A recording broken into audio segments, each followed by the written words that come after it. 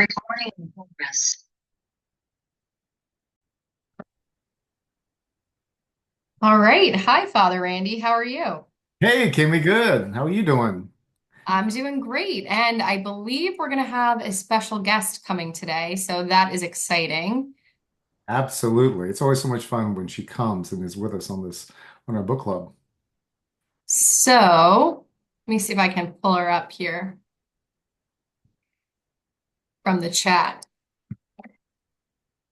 We have Nancy Naigle today. Oh, I think I hear her. Yes, almost. Nancy, are you with us? I'm with you. Oh, yeah, I can see you. All right. Can you turn your video on, or do I need to Oh, enable that? yes, I can do that. Hang on one second. Let me do that. All right. Turn it on. Am All I on? right, here we are. Y'all, we can practice and I'll never mess up this bad. I'm just No, sitting. this is something went wrong with the Zoom link because it was not identifying Nancy as a panelist, everybody. So thank you so much for bearing with us. As you can see, we've got our Christmas attire on here. So does Yeah. everyone want to showcase their Christmas sweater? Nice. Yes, this is a new Christmas sweater. It's got a cow on it. I'm so excited. Are Father you in Randy, the where did you get this sweater today? I got it at yeah, your basic Walmart, but it was awesome. I saw it. Perfect. I don't know if I'm going to find anything. Probably what I find will not be fun. But then I saw this one with a cow, and I was like, I've got to have it. Oh, it's awesome. I love it. Too cool. So we are so excited to have Nancy here with us today. It's become a bit of a Christmas tradition for us to kick off the holiday season in earnest. I know we read a Christmas book back in October, but this is really, the height of the season right now with Thanksgiving this week. And I am so thankful that we have Father Randy and Nancy here with us to discuss Nancy's latest book that just came out in October. I believe it was October 8th was the release, right, Nancy? That's correct. Yes. All right, so we're so excited to have you here, and I always ask, so where are you calling in from today, Nancy? So today I am at home. I'm in Franklin, Virginia. I just got back from Nashville this morning. So I'm That's glad all. to be home. Thankful to be here for Thanksgiving week. All right, amazing. Father Randy, for those who might be new to the book club, I know we sometimes have some new members joining. Where are you calling in from today? I'm calling in from Monroe, Georgia, which is somewhere between Atlanta and Athens, if you know the home of the Georgia Bulldogs. And so yeah, so east of Atlanta, and that's my home. That's where I am. Amazing. For those of you who might be new to the book club, I'm Cami Lober. I work on the programming and development team here at Great American Media, and I'm calling in from Hudson County, New Jersey. So it is always a goal of mine to see if we can get all 50 states represented. We have just under 50 participants at this time. We're hoping more will also join throughout the chat. But if you want to, I think some of you already know the drill and have put your states in the chat. We can see if we can reach my goal of having all 50 represented. I think we might be a couple short. I think we might have a few from Texas, if I'm reading correctly. But Texas, California, Massachusetts, Pennsylvania, Colorado, Wisconsin. New York, There's there some are a lot. South uh, Carolina, the UK. nobody from Georgia today. Oh my goodness. Represent, represent, Father Randy. Okay. I know. I'll be the Georgia boy. I'll be the one from Georgia. I can do it. All right. So we have a great conversation. Oh, I know this Joe's from Georgia. because, oh, more Georgia. Yeah, Yeah. I'm Joan is glad from I'm Georgia. wearing red now. So we are so excited to have you guys here tonight, and we have a great conversation planned. I know we had so much fun catching up a little bit earlier and just trying to, you know, sort through what exactly we wanted to talk about because there's so much to this book. I would love to really quickly start, Nancy. It's rare that we actually have the author on the panel with us here. So I would love to start with your kind of feelings about the book and the synopsis. Sometimes we'll have people who haven't necessarily finished the book or maybe, just wanted to join the conversation, see what we're all about. So I guess I would say, without giving too much away, can you give us a Okay. brief synopsis from your perspective of the book? I can, yeah. So, I've written 10 Christmas books now, but last year 10. 10. And I had last year I had a book called And Then There Was You out. And I recently moved to Franklin, Virginia to be closer to my daddy, but before now, I lived in Patrick Springs up near the Blue Ridge Mountains. And I set that book, And Then There Was You, in this town that I constructed kind of in that area. I think I catch the essence of the people and the place, and I called it Chestnut Ridge. And the reason I named it that instead of Patrick Springs was that while I was there, I went to some classes that the university gave locally, and they talked about the chestnut trees that used to fill the East Coast that were as big as the redwoods. And I've lived in Virginia all my life and never even knew that. So I was like, oh, this is going to be Chestnut Ridge. And we're going to have that history in this story. And I fell so in love with Chestnut Ridge that I knew that's where I wanted to go back for this Christmas book. There's just so much community, and the characters are as brilliantly colorful as a quilt. I mean, I've got old ones and young ones and grumpy ones and happy ones. So I mean, I've got it all, and I love that town. Love it.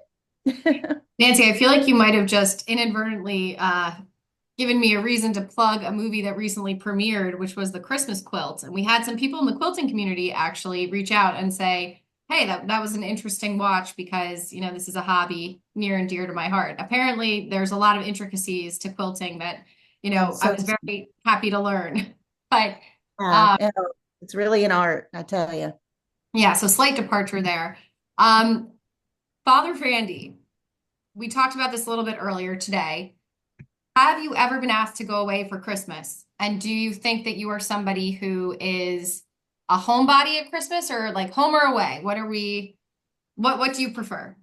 That is very easy. I'm a big homebody. So yeah, if somebody asked me to go away for Christmas, I mean, of course I want to go, but yeah, it takes some energy for me to leave the comforts of my home and do that. And so it's a challenge, but it's always a challenge that's good. I mean, you got to be called out of your comfort zone. But I'm definitely a homebody. I love being at home. Yeah, I mean, look, it looks lovely. You've got your tree, your rocking chair, warm by the Yes. fire. Why would you want to leave? So, It's perfect. And And in the hobbies. mood for Christmas with your cow shirt. But my cow shirt, I'm so excited. It's got a bell too, a cowbell. Oh that's my. all right. That's next level. That is, we've got to call our wardrobe I department kind of and feel like get this this should be our added. Christmas card next year. Yeah, yes, Oh this is my. great. So, Nancy, home or away for Christmas, and why does it matter in the context of this book? Well, home or away, probably home for me too. And I love being with my family. But in the context of this book, Natalie wants Sheila to come to Chestnut Ridge because that's where she lives now. And they were besties. And Sheila is like, oh, come back to Richmond and we'll do everything we've always done. We'll see the pretty lights. And she's like, no, please come. You're going to love it. And really, she's just trying to get her there because she wants to have her help for the Christmas tree stroll, decorating trees. Sheila does not want to go, but she does give in reluctantly. And she even goes so far as to say, yes, I'm coming, but I reserve the right to complain. So she definitely wanted to be a homebody. And but really things worked out pretty darn good for her since she did go to Chestnut Ridge. I think complaining at Christmas, I need to add that to my title list. I don't think the negative connotation would work, but I like the alliteration. Um, Anyways, so that brings me to the next point. So we talked a little bit about this early on. The city girl in the country idea. Why does this type of story have such mass and repeatable appeal? This is definitely something that we have seen in our movies. There's always the small town that sort of draws people back. I would love to get your perspective, Nancy, and then your perspective too, Father Randy, because it's a story that even though it's been told in, some form before, you can always find a new way to tell it, and you can always find a way to make it really heartfelt and appealing to an audience. And I guess that to me says that it stands a test of time that is notable. So why do you think that is? Yeah, well, and I shared with this with you, but I'm excited to share it with some of these other folks that have joined us. And that was that, I was a corporate girl before I was a writer. I was a senior vice president with Bank of America in technology. And my husband always wanted to own dirt. I didn't know what that meant when he told me he wanted to own dirt. And he wanted to live in the country and have some acres that he could claim as his own. And so I was okay, well, we can do that. And we did, but I didn't do it with a wholly pure heart because I put my house in Virginia Beach, but just in case I didn't like it. The funny thing was that I grew to love it so much. And men would often come up and go, "Oh, Mike, you're so lucky. I've always wanted to live in the country, but my wife won't allow us." And I'd be like, "Oh, she just needs to try it. She might fall in love with it just like I did." So for me, it's kind of a natural thing. I always thought I would live in a city. I always thought I'd be just a corporate girl. I had no idea how my life would take a turn. And I think that it's just interesting to see the differences in the behaviors of people from different places. And one of the things I used to teach at the bank was innovation. And it was about how if you collide different worlds like country and city, you're going to always get your best innovation. So I think that plays out in the stories that I write about. That is really cool. Father Randy, what do you think? Oh yeah, I love rural life. I love being in the country. I was raised in suburban Atlanta, town of Marietta. It's like one of the suburbs. And growing up, it was always like growing and more traffic and widening the interstate and more stores. We always had the latest stores around, great shopping. But in all of that busyness, I just yearned for a quieter life. And so once I became a priest, I wanted to be assigned in the country. And so I've been blessed to be able to do that. They keep trying to get me back in the city, but I'm like, no, no, no, no, no. I want to stay in the country because it's just so much more peaceful. And people think that like let's say the country, oh, that's just so far out. You're so far out. I feel bad for you. And I'm like, well, it's only far out until you get there. Once you're there, it's not far out anymore. It feels like home because it's peaceful and there's everything that you need, and people are more relaxed, and relationships are more accessible without all the hustle and bustle of urban life. So I love it. I just think it's great. Yeah, and I think we've got some good answers in the chat. We always have really insightful readers here with us. So if you have any thoughts onto why the country versus city approach works so well, would love to hear from you. You can just write your answers right in the chat. Ken says that escaping the rat race is a powerful theme. Part of the charm of Nancy's books is allowing us to mentally escape.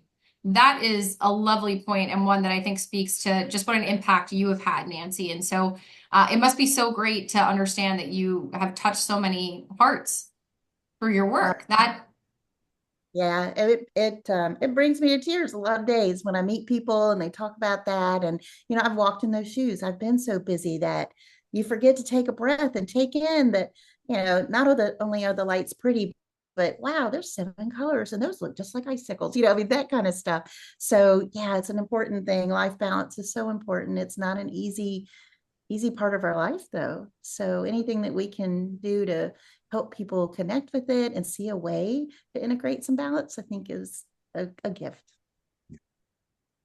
I love that idea absolutely. because it really is balanced. Because there's great things about the city too. I mean, no doubt. Oh yeah. So I think and your books show that so well. It's not like, you're suddenly leaving the city, you never want to go back again, but you just discover a new aspect of life that complements what you've already known. And I love that. I mean, you have a real good kind of sensibility about that. It's not black or white. It's this kind of healthy, integrated approach. So it's wonderful, beautiful.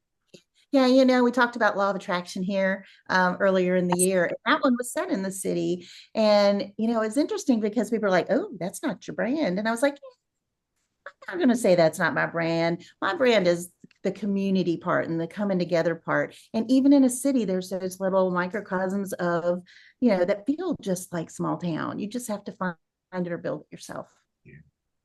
Absolutely. And I think there's something to be said for those cities that are sometimes forgotten in our media in general. So, one fun fact about me that I don't know that I've shared on the book club before is that actually growing up, my family had this goal of going to all 50 states. And we did ultimately accomplish it. But what we would do is we would go and visit a lot of places that aren't your typical vacation spots, like just not a place that you would necessarily say, oh, that's a bucket list item. And what I have to say is there are so many cities across this country that have so much forgotten fun. There are so many beautiful things. And I think Richmond is a great example. I mean, certainly it is a destination for many people. But Richmond is such a great example of a city that, you really brought to life again in your book. And I think you maybe encouraged people to check it out if they hadn't had it at the top of their travel bucket list. And that's another thing that's really interesting, Nancy, about this book in particular. You had an event in this book that you invented, a Christmas tradition that you invented in this book, and you wanted people to be able to emulate it. What was that event, and could you speak to it a little bit? I can. Well, the first Christmas book I ever wrote had the cookie crawl. And, people went from house to house and got cookies, and it was so much fun. And that was a long time ago. And people still come to me and say, "Oh my gosh, we're going to have a cookie crawl this year." And I just love that so much. So it was kind of, maybe it was the competitiveness in me that I wanted to do something else like that again, where people could actually do it in their own towns. And so, yeah, I created the Christmas tree stroll. And it's not like something you absolutely couldn't do. It's in a high school stadium and this small town, and it's 100 trees. And all the teams have to turn in the themes that they're going to make for their tree. And they have to be different. And if they're not, they have to go back to the drawing board. And they are really vying for this coveted prize, which is just a banner, which Sheila is like, a banner, that is coveted prize you're dragging me to Chestnut Ridge for. But it's very competitive. And at the end, they're even taking those trees out to the community. So there's a lot to it. It's a lot of fun, but it's simply decorating trees. And we all do that in our homes all the time, And even today, I was at the Cracker Barrel and they had these beautiful little beads. And I was like, oh, like I needed one more Christmas ornament. I mean, come on. But I grabbed them because I was like, oh my gosh, and we're going to add glitter paint to this one. And so Mom and I have all kinds of crafts to do this week to make an extra tree. Love it. That's awesome. I know. That's so fun. And the We love, stroll was your favorite. Oh, sorry, Nancy. oh, you're fine. You're fine. I was just saying we love crafts. Oh, that's awesome. Father Randy, and that was your favorite part of the book, right? Why did that resonate with you? Well, I'd never heard anything about it before. I never heard that kind of activity, and I just thought it was great. And I actually like the fact that there wasn't this grand prize that everybody was vying for, because it reminds you that, it's the activity itself that's fun, right? I mean, yeah, you get recognition, you get a banner, that's the best, and that's fine. But it's really, you're doing something for the community. And you're engaging in some healthy competition that's not over the top, and you're being creative, and you're celebrating the season. And I just thought it was very, very creative. And I was even thinking, now, how could I do this? We have a lot next to our church. How many trees could we get in there? We could have so many families do a tree, all that kind of stuff. So, Yeah, again, it would still be fun. I'll come help you.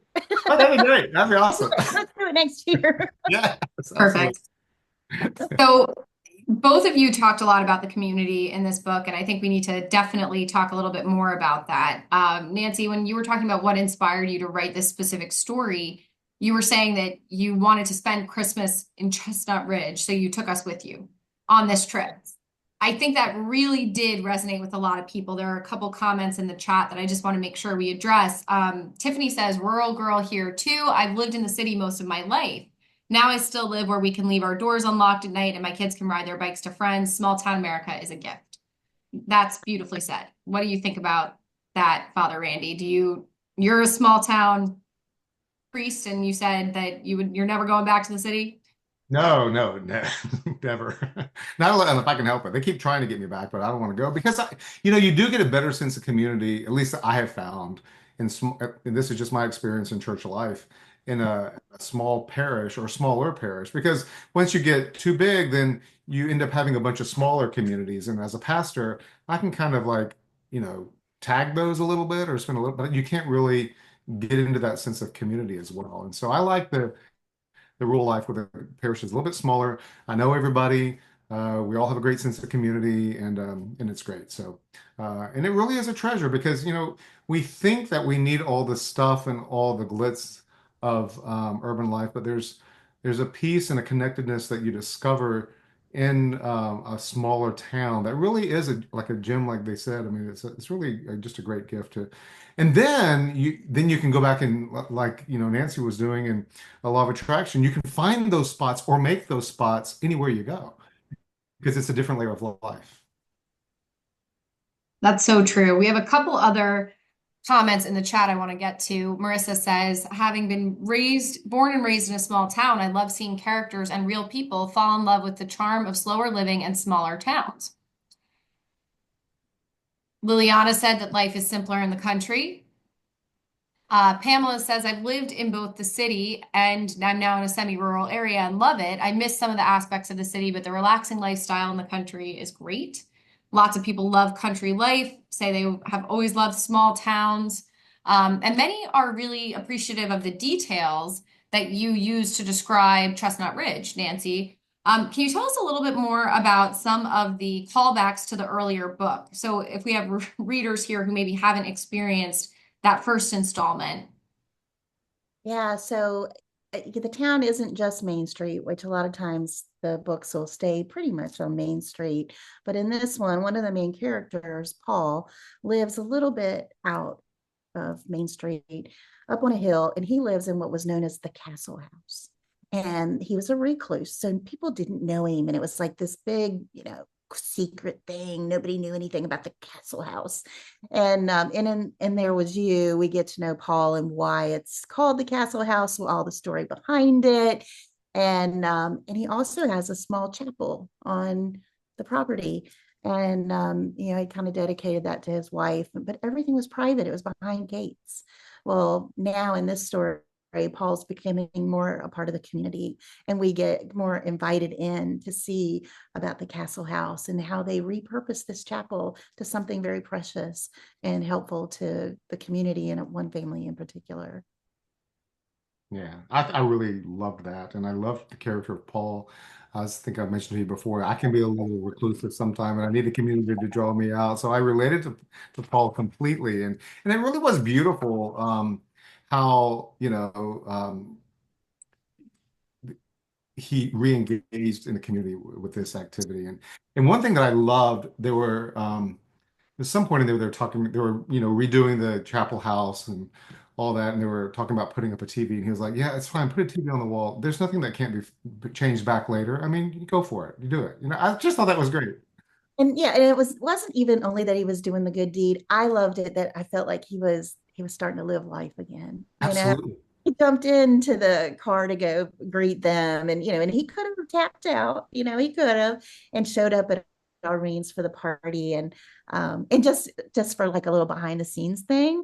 Irene and Paul are the name of a couple that went to high school with my mama, and they're in their 80s, and I love them so much that's why I picked the names for Irene and Paul, for those two very special characters. But they're really married. Good life. That is very cool. So, just a couple more quotes from us earlier today. So, Father Randy, I can't remember if it was you or Nancy that said, I think it was Nancy that said you felt like you're part of a great secret when you're in small town America. You feel like you're just, kind of in this hidden gem.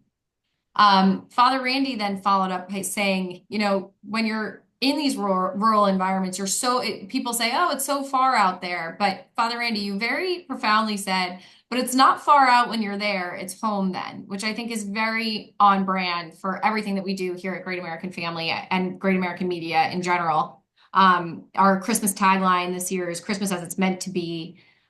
This Christmas at Chestnut Ridge really felt like Christmas as it was meant to be. I do also think that there is a little bit of a longing in all of us to go back to a place where the center of life is more communal. And that brings us to this family and community aspect. And I think, Nancy, earlier you also said that you felt like this was a story where the family or the community becomes a family in many ways. Yeah, I think Father Randy was the one saying that was his favorite character, the community. Yes. Father Randy, can you say Absolutely. your favorite character a little bit? Absolutely, because we always, when we read these books, we always have in our minds who's our favorite character, Right. And I was like, well, I have to say my favorite character is the community. Does that count? I'm not sure if that counts, but that was my answer, because it really is, nobody else really, there were no like real stars. There were just like a lot of little stars, and they all complemented one another, and everybody referred to somebody else and how important they were to the community and to them. And I just love that connectedness of everybody appreciated one another and everybody had their place. And so that just, yeah, that was the character that was, I thought was most Well, moving. and that answer counted and resonated so much with me because a lot of times people will say, well, because world building, people expect it, in like sci-fi or fantasy kind of books, but they're like, oh my gosh, you have this great world building in this little town, and how do you do it? And I said, I treat it like another character. That my towns are my characters: Chestnut Ridge, Adams Grove, Boot Creek, all of them, Bailey's Fork. They're all characters to me, and very real. So, and I love taking y'all with me. I always feel like when you close the book, you're like, man, I wish I could go back there. Absolutely. Gotta read it again or write a sequel like you did here. Well, the tied in sequel. Yes, yes. So I would also connect this idea of community becoming family back to a book we read over the summer. We read Grounded all together, and that was another time where I think the idea of owning dirt is a significant theme. I think this community that surrounds this family and becomes this family's extended family is very visible in that book as well. Does anyone have any other stories that we have talked about here in this book club that this kind of resonated with you? It sort of, this theme was familiar to you from. You can put those answers in the chat.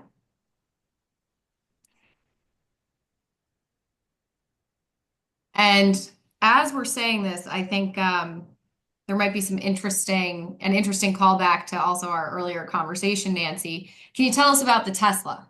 Because people seem curious. So, for y'all that don't know me personally, I'm a car girl. I love cars. I mostly love really old cars, the 40 Ford coupes and things like that. But I go to the Barrett Jackson auction and the Meekum auction just because it's just amazing to me. And when I wrote this book, I was trying to just come up with a way that Sheila would have her hands on something super expensive, and something she could move and get money back to do something special. And for me, at first, and I was telling Father Randy earlier, I was like, I could have used just like a Ford Mustang, but it's not as fun as those gold wings, and something kind of exciting and something that your everyday person is probably never going to own. I know I'll never own one. So for me, it was kind of fun to be able to add it in there. And I noticed a couple of people popped in. Well, would they have a charging station in a small town? Interestingly enough, when I lived in Patrick Springs, I lived in 25 and a half acres that backed up to No Business Mountain, because it used to be where the moonshiners were, and you had no business being there. Walmart, that's just 4 miles up the road, has EV stations there. So yeah, I think you can get just about anywhere in your Tesla. Although I've never ever seen one car plugged in there, not even like the Prius or regular ones. All right, that's pretty funny. I'm surprised that we had a call out for that in the chat. That's great though. We have another funny behind the scenes moment that we talked about a little bit earlier, Nancy, and Melissa said something that connects to this. She said, I have a large family, so when I lived in the big city, I always had community. I think large family makes the difference. You originally had a larger family envisioned for a certain scene, and when I asked you earlier, what was the hardest part of the book to write? You referenced this scene, so would love to hear the behind the scenes of this moment. And who was that? Melissa that shared that? Did you say? All right, Yes. girl, you're going to understand this then. So when I wrote the story, and our family's home catches on fire. Tucker's our fire chief, and he's the hero of the book. If you haven't read it, and when I wrote that family, oh my gosh, it was a heart-wrenching scene for me to write, because this was a house that had been in the family generations. Of course, then it went torched right up. But the family is out there huddled up, and the fire guys are trying to get the dad back with the family and quit helping and the whole 9 yards. Well, I had this family have 6 children. Well, I felt like it felt very normal, but during the editing process, my editors were like, that is just too many children. I think it should be 3 or 4. And I was like, should I dial my sword on this? Probably not. So I gave in and brought it down to 4 kids. But I was telling Father Randy and Cammie that during all the edits, because you go through like 6 rounds of edits, the developmental edits, line edits, copy edits, proofs, the whole 9 yards. And I kept having these wayward children that were no longer attached to anyone because wrangling in what used to be 6 children was now 4, and I would forget who I had to let go of. So I thought Can't let that go was of your children. funny. And I was like, maybe I should have died on my sword on this. In the future, I am no longer changing this. And I think my favorite quote from Nancy earlier today was I said, "What was the hardest part of the book to write?" And you said that the scene where the house burned down felt very real to you. You said watching their home burn down, just, you felt the loss. Yeah. And you said that there were also, because there had been more kids originally involved, you said, I had all these phantom kids running around when the house burned down. So you were like, were they gone in the fire? It was so made it a little bit more dramatic than what actually made it onto the page. A little bit Suddenly, of so exactly, yeah. So if you wanted some additional genres, we do explore drama in the Great American Book Club, apparently. So okay, Father Randy, we've already talked about your favorite part of the book to read, which was the stroll. Nancy, we have talked about your favorite or your hardest part of the book to write. Mhm. What would you say, though, Nancy, was your favorite part of the book to write? Gosh, I don't remember what I told you earlier, but I don't think I asked this oh, earlier, so I'm good, putting you on good. the Okay, spot. because I was like, well, I don't remember what I told her, so I'm just going to give her my answer that right now because it does change every time I think about the story. It depends on what I'm thinking about. But yeah, there is a story or a small scene in the book towards the end where Sheila goes to visit her mom in the memory unit up in Richmond. And it was funny because I told Father Randy I was going to have to study the book before I got on the call, and so I was kind of looking through things. And I was like, oh, I forgot about this. So, as often happens with Alzheimer's, dementia, this kind of patients, sometimes they have bad days and they don't want to do anything or they don't want to cooperate or whatever. And when Sheila and Tucker first get there, she's a little, she's having a tough day. But when she starts talking to Tucker, she gets a little flirty with him and she's like, well, you are really handsome. And so he ends up being the one to kind of convince her to wheels her down to this party. And they're having this Christmas party. And they have this Carol Channing lookalike gal that always sings every year. And then there's a guy who plays the steel guitar. And I forgot about the little man that went to play the piano. And he announces very proudly that he's going to play Let It Snow. And as he plays, he's playing Raindrops Keep Falling on Your Head, and it was just sweet. And they're kind of just sitting together. And it's one of those moments where you realize, you know what, it doesn't matter if it's perfect. It doesn't even matter if it's right. It matters that you're together and you know why you're there, what the reason is for Christmas. And there was this huge kindness in that moment. So yeah, when I was reading it back, that was just like, oh, I love that. Like other people may not have even noticed that. Other people may not even care about that scene. But for me, it really touched my heart. And my daddy's going through some Parkinson's issues. And so there's been a lot of forgetfulness. And so I guess maybe that might be why it touched my heart a little more this year too. And it seems like many people in the chat agree that you created a really realistic portrayal. And I think that's a really, really nice image for people who are actually going through it to feel, pretty seen. And, we've got many people in the chat who are saying that this moment connected with them. So thank you for representing that so beautifully. I can see also how that would be to me, that was a very sweet moment also, though, from Tucker's perspective. And someone noted a little bit earlier in the chat that there are so many different relationships, so many lovely relationships that blossom in this story. And you, of course, have written many romance books. So my question from a little bit earlier, I'm going to pose that again now. How do you write romance and not write the same relationship over and over again? Well, all the characters are people to me, and all people are different. So, even if you and I met the same guy in college, our relationships would have been different with him. Um, and so that part is never really difficult for me. Um, and I like having more than one relationship in a book, in that, and I've written quite a few books. Last year we talked about A Heartfelt Christmas Promise. And in that book, I had a senior love story, the hero and heroine, and then, two high school kids that were in the first puppy love romance. So find it interesting and fun to be able to kind of show the differences of the maturity, when you're entering into romance at different times of your life, how it's different. And so I'll touch on that in this one as well. Yeah, I think your characters are great, and I love what you said that not only everybody's different, but also people are different in their particular relationships, like you said. Like a relationship between two people brings out certain things in those two people that somebody else may not bring out in them. And so I think and you bring that out so well in your books. The moments when Tucker discovered something like, wow, she really moves me. I mean, I'm paraphrasing, but I didn't even know that I needed that or whatever. He discovers new things about himself because of her, and somebody else wouldn't have brought that out in her and Right. him. Right. And nobody had, right? So yeah, exactly. Did anybody have a favorite relationship in this book, in this story? You can put those answers in the chat, or favorite moment of connection between any members of the community. We'd love to hear from you. I'm gonna also ask, there were a couple of points that we wanted to be sure we didn't miss. So, Nancy, can you tell us a little bit about Sheila's character arc? I know you wanted to dive into this with us. Oh yeah, I even have something I can share with you. Yeah, so in the beginning, Sheila's got a busy realtor. She's a busy realtor. She's divorced.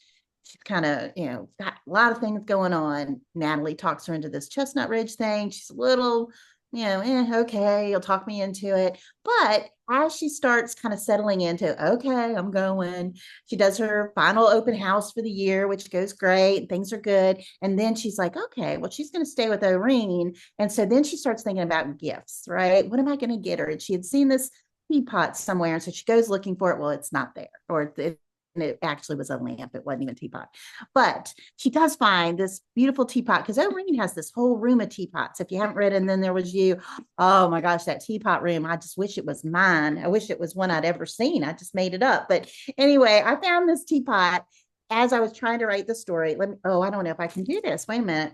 Oh, maybe I Uh-oh, can't. our Christmas background is getting in the way. Wait, oh my. Oh, wait a minute. There, baby, you can kind of see it there. Oh, there you go. It's like being a magician. Ta-da!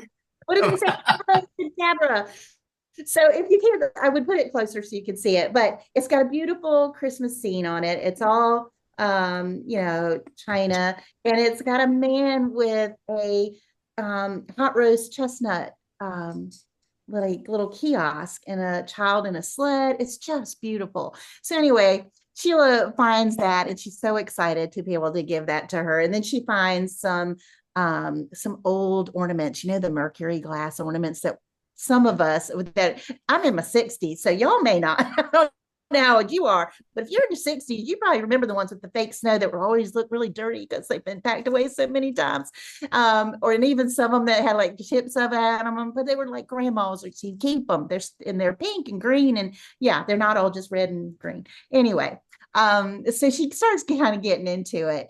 And then, meeting Tucker really changes her. And she's not been one to be physically active in the community. Now, she has been supportive of the community and she's given the money to help them do things in the community, but she hasn't personally done a lot of that. So when she and Tucker join forces, it is a really powerful thing for her.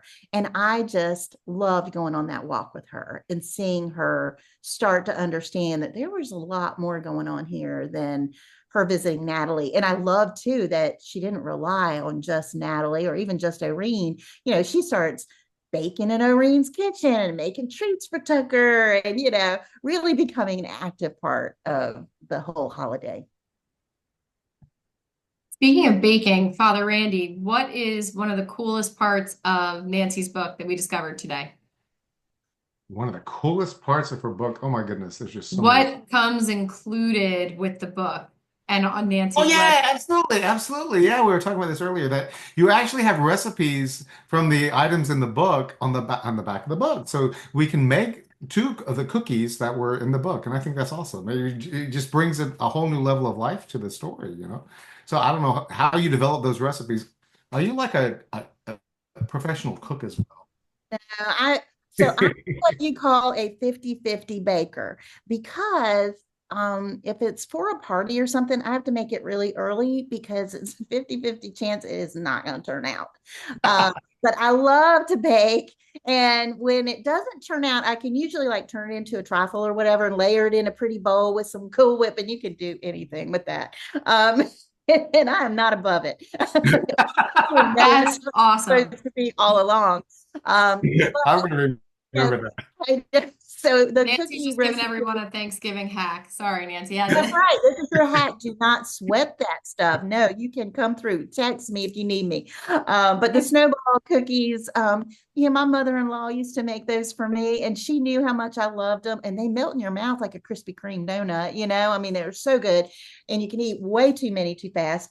But she'd make me my own special tin of them, so I didn't even have to share, which I loved because I Oh, was that's so nice. then it feels bad about not sharing them or hiding them from everybody.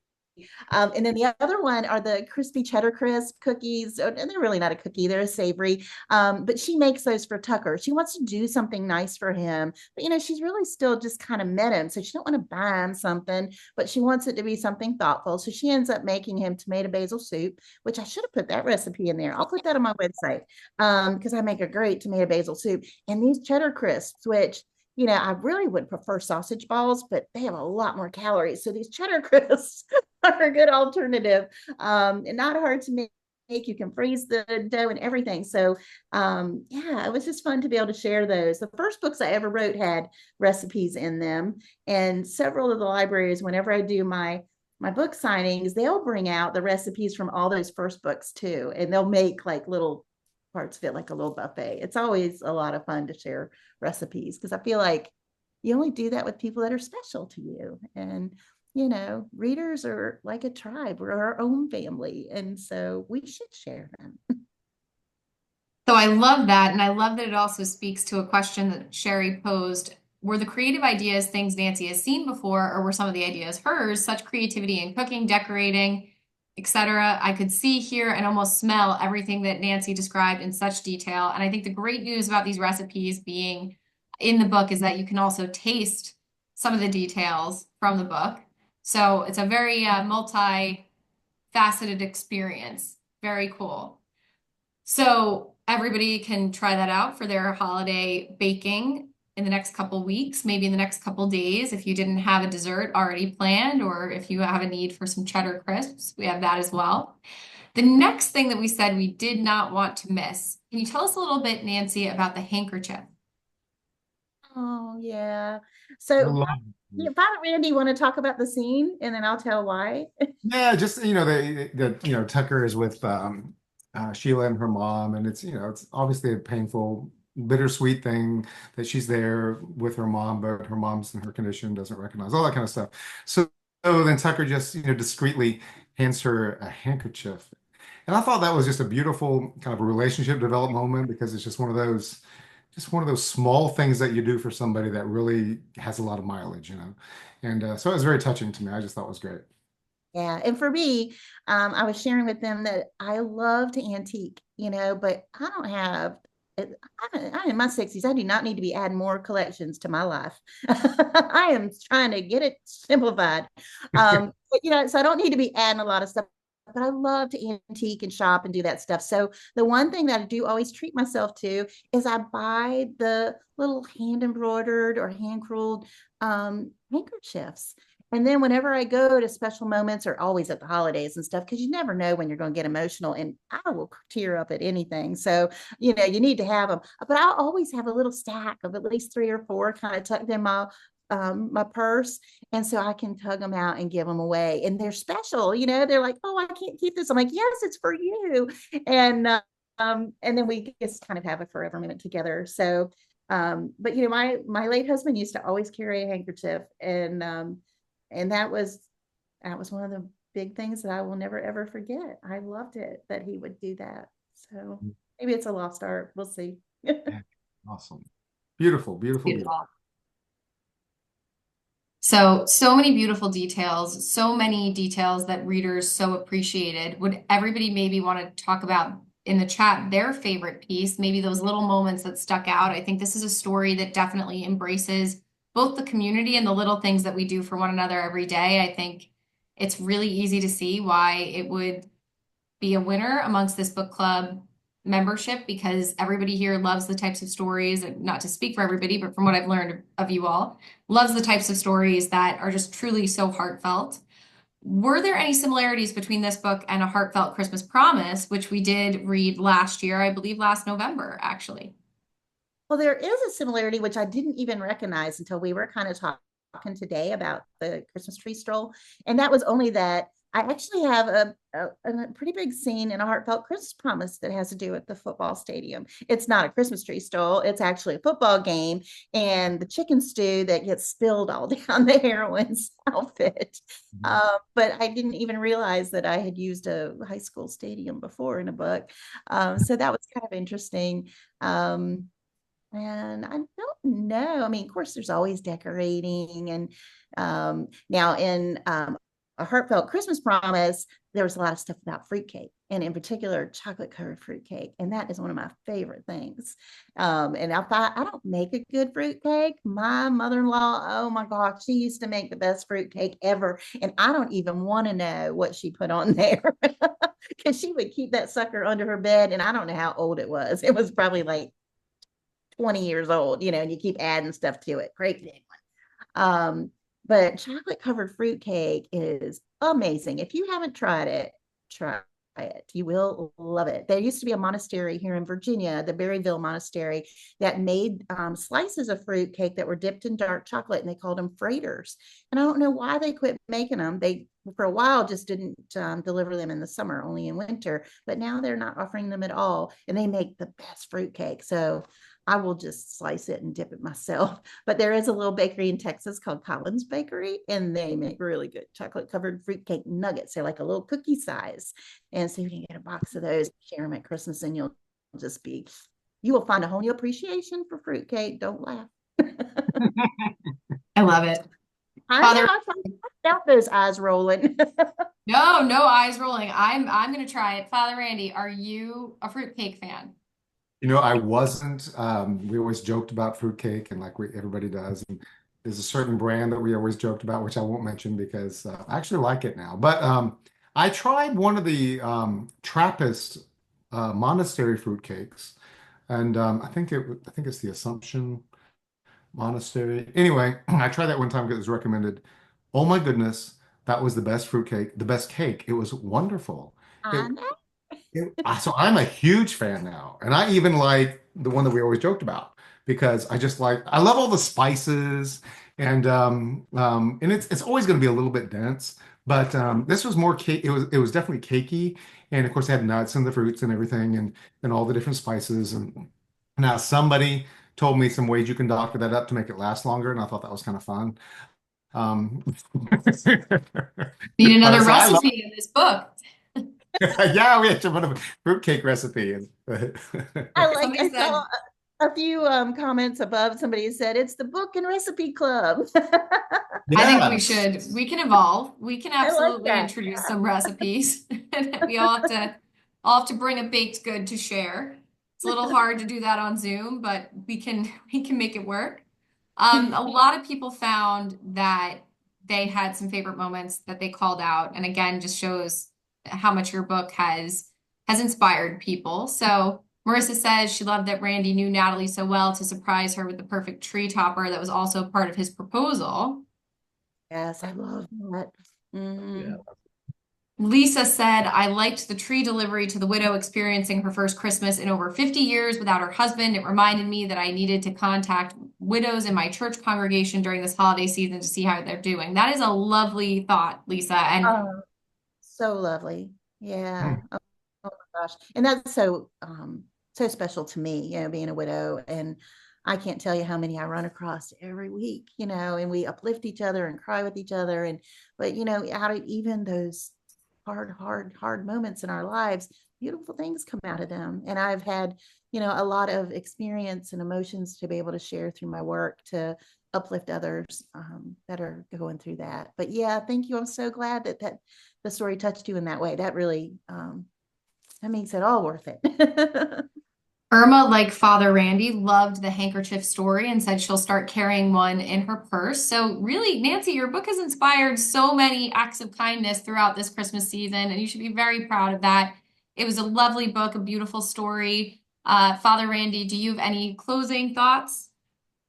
Gosh, I just, again, another wonderful, wonderful story, just inspiring and insightful and encouraging us to reach out to one another and to build community where we are. And, I just so appreciate you coming on and being with us in the book club because you're always such a delight and you're fun and easy to talk to. And just, I learned so much by being with you. And so thank you so much. You're just a treasure. Thank you. I love being here with y'all. Thank you so much. We really do love having you, Nancy, almost as much as it seems some people in the chat love fruitcake. There are some fruitcake fans out there. We have one more comment I want to address from Laura, who said, I think I loved that the story is around Christmas, but it flows. It was part of the story in a natural way, like the baking, the way the relationships grow was also a natural flow again. And she says she loves fruitcake and has her grandma's recipe. That's I would awesome.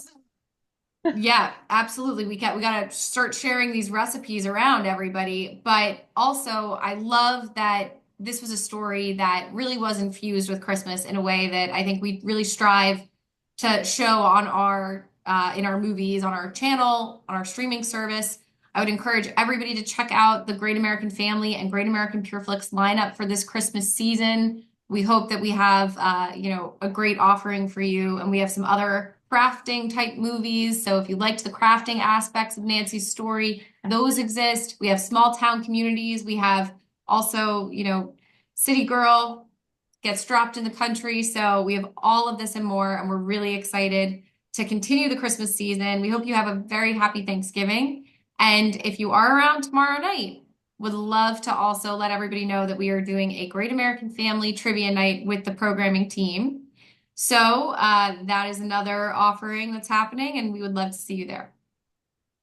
I participated in that a couple weeks ago with my mama. We sat and did it. I helped her do it. And oh my gosh, we had so much fun. That is so innovative. Yeah, I can't wait. I'm gonna spread the word. The trivia is a lot of fun, and some people are asking, how do we get the link? We will send it out to members of the book club as well, just to see if it's something that you might be interested in.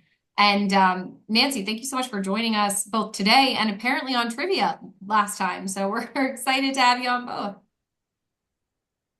All right, well, we're just about at time. Thank you so much, everybody. And please stay tuned for more announcements on the book club front for December.